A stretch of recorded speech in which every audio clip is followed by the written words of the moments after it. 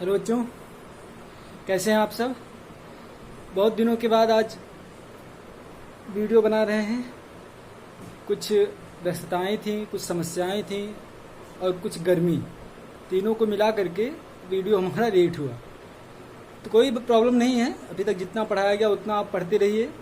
हमको जब भी टाइम मिलेगा हम आपको वीडियो बना के देते रहेंगे, नोट्स हम भेजते ही रहते हैं। तो अभी तक हमने कहाँ तक पढ़ा था? विभव प्रवणता तक, ठीक है। विभव प्रवणता और वैद्युत क्षेत्र की तीव्रता। बच्चों, विभव प्रवणता और वैद्युत क्षेत्र की तीव्रता में संबंध आपका हो गया था, ठीक। आपको क्या निकल के आया था कि विभव प्रवणता अर्थात डेल्टा वी बटे डेल्टा आर दूरी के साथ विभव में परिवर्तन को विभव प्रवणता कहते हैं। और ये विभव प्रवणता वैद्युत क्षेत्र की तीव्रता ई के बराबर होती है। यहां तक आपका हुआ था। इसके बाद आपका आता है समविभव पृष्ठ। नोट्स आप देखते रहेंगे। समविभव पृष्ठ, समविभव पृष्ठ। बच्चों, समविभव पृष्ठ क्या होता है? ऐसा पृष्ठ जिस पर विद्युत विभव सभी जगहों पर समान होता है, उसके पृष्ठ पर एक समान रूप से होता है, समविभव पृष्ठ कहलाता है। समविभव पृष्ठ की खासियत क्या होती है कि समविभव पृष्ठ पर किसी भी आवेश को एक स्थान से दूसरे स्थान पर ले जाने में हमें कोई कार्य नहीं करना पड़ता। क्यों नहीं करना पड़ता? क्योंकि हमारा विभवांतर शून्य होता है। विभवांतर आप जानते हैं V2 minus V1 is equal to delta V जो होता है अगर समविभव पृष्ठ है तो अर्थात यहाँ पे जो आप विभव होगा V, यहाँ पर विभव होगा V। तो यहाँ से अगर यहाँ पर हम किसी आवेश को लेकर आएंगे तो हमारा विभव परिवर्तन डेल्टा V कितना होगा? 0 होगा। तो आप जानते हैं W इक्वल टू होता है Q डेल्टा V, और डेल्टा V का मान अगर 0 है तो W का मान कितना होगा? आपका 0 होगा। तो समविभव पृष्ठ एक ऐसा पृष्ठ है जिसके सभी बिंदुओं पर विद्युत विभव हमारा क्या होता है? समान होता है। और एक खास बात क्या होती है? समविभव पृष्ठ पर वैद्युत बल रेखाएं हमारी क्या होती हैं? पृष्ठ के लंबवत होती हैं। सभी जितनी भी विद्युत बल रेखाएं होंगी वो पृष्ठ के क्या होंगी? लंबवत होंगी। तो ये 3 प्रॉपर्टीज होती हैं समविभव पृष्ठ के, इसको आप याद रखिएगा। पहला क्या कि समविभव पृष्ठ पर सभी विद्युत बल रेखाएं पृष्ठ के लंबवत होती हैं। दूसरी, समविभव पृष्ठ के प्रत्येक बिंदु पर विद्युत विभव हमारा क्या होता है? समान होता है, अर्थात विभव परिवर्तन शून्य होता है। विभव परिवर्तन शून्य होने के कारण समविभव पृष्ठ के एक बिंदु से दूसरे बिंदु तक किसी आवेश को ले जाने में हमें कोई कार्य नहीं करना पड़ता। क्लियर हो गया बच्चों? चलिए, अगला हेडिंग है आपका वैद्युत स्थितिज ऊर्जा। देखते हैं अगला हेडिंग क्या है आपका? विद्युत स्थितिज ऊर्जा।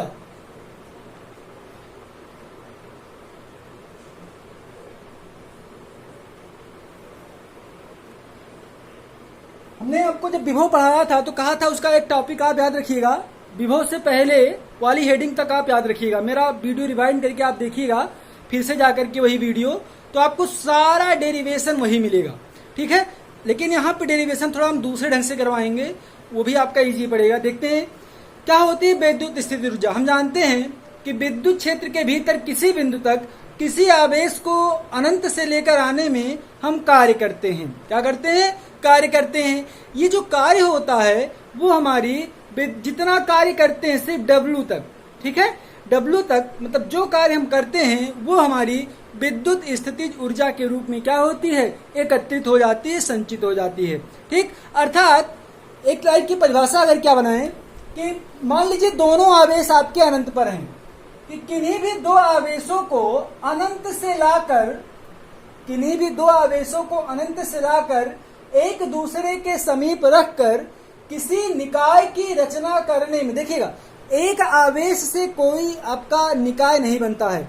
निकाय आपका तब बनेगा जब आपके पास दो लोग होंगे, अर्थात दो आवेश होंगे। अर्थात एक तरह से हम कह सकते हैं एक अकेला इंसान कोई भी सोसाइटी नहीं मेंटेन कर सकता, नहीं बना सकता जब तक आपके पास बहुत सारे लोग ना हो। उसी प्रकार से एक अकेला आवेश आपका कोई सिस्टम नहीं बना सकता। सिस्टम बनाने के लिए आपको एक से अधिक आवेश की आवश्यकता होगी। तो किन्हीं भी दो आवेशों को अनंत से उठाकर हम लाते हैं और उनको कुछ दूरी पर रखकर हम एक निकाय की रचना करते हैं। इन दोनों को पास में लाने के लिए जो कार्य किया जाता है वो आपकी विद्युत स्थितिज ऊर्जा कहलाती है। मान लीजिए आपके पास Q1 आवेश Q2 आवेश है, दोनों अनंत पर हैं। हम सबसे पहले Q1 आवेश को लाते हैं। कौन से आवेश को लाते हैं? Q1 आवेश को लाते हैं। और Q1 आवेश चूंकि पहले आ रहा है और Q2 आवेश अभी अनंत पर है, तो कोई विद्युत क्षेत्र नहीं है, तो Q1 आवेश को लाने में हमें कोई कार्य नहीं करना पड़ेगा। W इक्वल टू कितना होगा आपका? 0। Q1 को लाने में किया गया हमें कोई कार्य नहीं करना पड़ेगा, हम उठा के ले आएंगे, कोई हमें कार्य बाह्य कार्य नहीं करना पड़ेगा। Q1 equal to 0। लेकिन अब Q1 आ गया तो इसके द्वारा एक विद्युत क्षेत्र उत्पन्न होगा। क्या उत्पन्न होगा? विद्युत क्षेत्र। अब इस विद्युत क्षेत्र में हम एक दूसरे आवेश Q2 को लेकर आ रहे हैं। कितनी दूरी पर रखना है? R दूरी पर। तो पहले हमको निकालना होगा कि R दूरी पर विद्युत विभव V इक्वल टू आप जानते हैं होता है 1/4πε0 Q1 बाई कितना होता है आपका? R होता है। ठीक, इतना होता है। अब Q2 आवेश को हम अनंत से लेकर आ रहे हैं। Q2 आवेश को कहां से लेकर आ रहे हैं? अनंत से लेकर आ रहे हैं और R दूरी पर रख रहे हैं।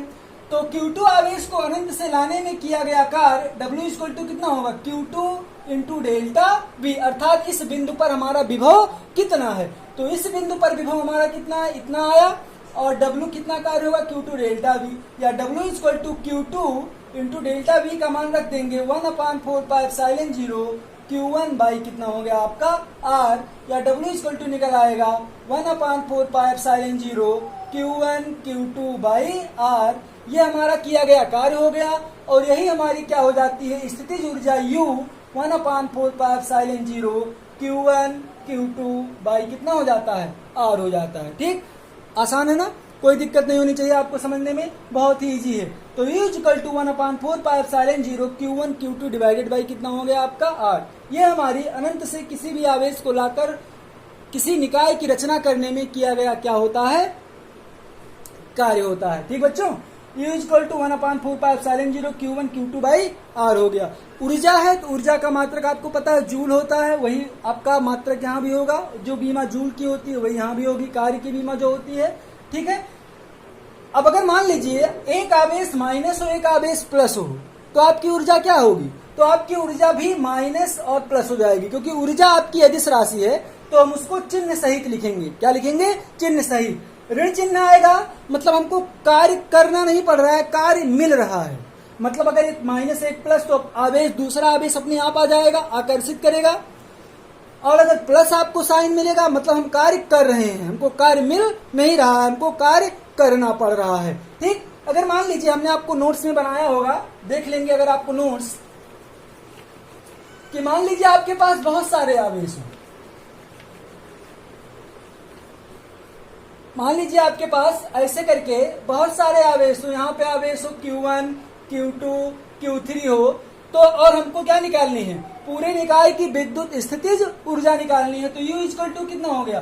पहले निकालेंगे Q1 Q2 के बीच, तो U equal to 1/4πε0 Q1 Q2। मान लीजिए यहाँ की दूरी है आपकी R1, ये दूरी है आपकी R2, ये दूरी है आपकी R3।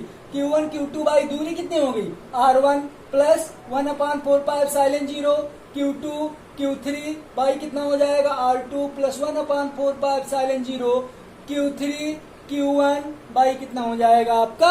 R3 हो जाएगा। क्लियर हो गया? अगर मान लीजिए Q2 आपका माइनस हो तो जहां जहां Q2 है, यहाँ पे Q2 है तो माइनस आ गया, यहाँ पे Q2 है तो यहाँ भी माइनस आ गया, यहाँ पे Q2 नहीं है तो यहाँ पे सिर्फ क्या होगा? प्लस होगा। फिर आप जोड़ घटा लेंगे, जो आएगा वो आपकी क्या हो जाएगी? ऊर्जा हो जाएगी। क्लियर हो गया बच्चों? कोई समस्या नहीं है ना? बताइएगा। ठीक है, चलिए आगे अगला हेडिंग आपका जो मिलेगा कि एक समान विद्युत क्षेत्र में द्विध्रुव को घुमाने में किया गया कार्य और एक समान विद्युत क्षेत्र में आवेशित कण का गमन पथ। जो आवेशित कण का गमन पथ वाला भी आपका टॉपिक है उसको मैंने भेज दिया है, वो अब कोर्स में नहीं है। ध्यान सुनिएगा, वो अब कोर्स में नहीं है तो उसका मैं वीडियो नहीं बनाने वाला। ठीक है, लेकिन अगर आप लोग कहेंगे तो हम बना देंगे, कोई दिक्कत नहीं होगी हमको। लेकिन कोर्स में नहीं है, मैंने आपको नोट्स भेज दिया है तो केवल आप नोट्स पढ़ लेंगे। वो परवलयाकार होता है, उसका एक आपका 2 न्यूमेरिकल आपको मिलेंगे, 2 न्यूमेरिकल आपको मिलते हैं, इसीलिए मैंने वो टॉपिक भेज दिया जिससे आपको समझाने में हमको आसानी होगी। एक समान विद्युत क्षेत्र में आवेशित कण का गमन पथ कैसा होता है? परवलयाकार होता है। आप लोग पढ़ चुके होंगे, जैसे आपने पढ़ा होगा फर्स्ट ईयर में प्रक्षेप पथ, प्रक्षेप गति पढ़ा था ना, प्रक्षेप का पथ कैसा होता है? परवलयाकार होता है। उसी प्रकार एक समान विद्युत क्षेत्र में आवेशित कण का गमन पथ भी कैसा होता है? परवलयाकार होता है, पैराबोलिक होता है। और वो आपको एक समीकरण मिला होगा y equal to 1/2 mv square बटे क्यू एक्स स्क्वायर समथिंग करके, वो डेरिवेशन होता है। वहां पे y की 1 घात x की 2 घात आती है, तो हम कह सकते हैं ये एक परवलय का समीकरण है। अतः एक समान विद्युत क्षेत्र में आवेशित कण का गमन पथ कैसा होता है? परवलयाकार होता है। जैसा होगा आप हमको मैसेज करके बताएंगे, ठीक है, कि आपको उस पर वीडियो चाहिए या नहीं, क्योंकि उसका वीडियो अलग से बनाना पड़ेगा आपको समझाने के लिए, इसमें एक में नहीं हो पाएगा। ठीक है, तो जैसा भी होगा हमको बताइएगा। और सबसे लास्ट हेडिंग जो आपकी है, एक समान विद्युत क्षेत्र में द्विध्रुव को घुमाने में किया गया कार्य, हमने आपको पहले चैप्टर में वो पढ़ा दिया है कूलाम के नियम में, वो भी वहां पर भी आखिरी हेडिंग आपकी यही थी। आपका आया था U equal to P E cos theta minus P E cos theta P E cos theta, ऐसे करके आया था आपका, तो वहां पे हमने पढ़ा दिया है। तो इन दोनों हेडिंग का वीडियो आपको बनाने की मुझे लगता आवश्यकता नहीं है। आगे बस समझ, विद्युत द्विध्रुव का आघूर्ण पढ़ाया था, ठीक, tau equal to M B cos theta आपका वहां पे आया था। वैसे tau equal to P cos theta, ठीक है, वैसे आप पी साइन थीटा आया था। ठीक है, ऐसे आपको एक समान विद्युत द्विध्रुव में किया गया कार्य भी आपको निकल आएगा। कोई दिक्कत होगी तो हमको बताइएगा, वीडियो ना समझ में आएगा, हम आपको दोनों पर अलग अलग से वीडियो आपको बना देंगे। ठीक है, यहाँ पे न्यूमेरिकल आप कहाँ तक पहुंचे, आप लोग कोई बता नहीं रहे हो कि न्यूमेरिकल आप कितना लगाए हो। ठीक है, कुछ न्यूमेरिकल आया हो तो हमको बताइएगा, कुछ नहीं आ रहा हो तो बताइएगा, हम एक वीडियो 10-15 न्यूमेरिकल का छोटे छोटे शॉर्ट करके आपको बना देंगे, तो आपको ज्यादा क्लियर आपको समझ में आएगा। ठीक बच्चों, जैसा होगा रिप्लाई आप जरूर करिएगा। ठीक, और अगला चैप्टर जल्द शुरू करेंगे। बस हम देख रहे हैं न्यूमेरिकल आप लोग लगा रहे हो कि नहीं। मुझसे कोई न्यूमेरिकल नहीं पूछता है, इसका मतलब आप लोग 2-4 लोगों को छोड़ के कोई न्यूमेरिकल नहीं पूछता, इसका मतलब आप लोग न्यूमेरिकल नहीं लगाते हो। क्लियर है ना? एक बात और, फिजिक्स के नोट्स पढ़ने से या पढ़ाने से उतना फायदा आपको नहीं होगा जितना अगर आप न्यूमेरिकल पे टाइम देंगे। तो मेरी आप लोगों को एक सलाह है, आप न्यूमेरिकल ज्यादा से ज्यादा लगाइए, टाइम आप न्यूमेरिकल पे ज्यादा से ज्यादा दीजिए। न्यूमेरिकल लगाने से 2 फायदे होंगे, आपको फार्मूला याद हो जाएगा, और कोई टॉपिक नहीं क्लियर हो रहा है तो उसको आपको क्लियर करने का मौका मिलेगा। जब तक आपको न्यूमेरिकल नहीं लगाएंगे तब तक आपको पता नहीं चलेगा कि आपको कितना आ रहा है कितना नहीं आ रहा है। तो आपको एक सलाह है मेरी तरफ से, आप न्यूमेरिकल जरूर लगाइए। ठीक बच्चों, थैंक यू।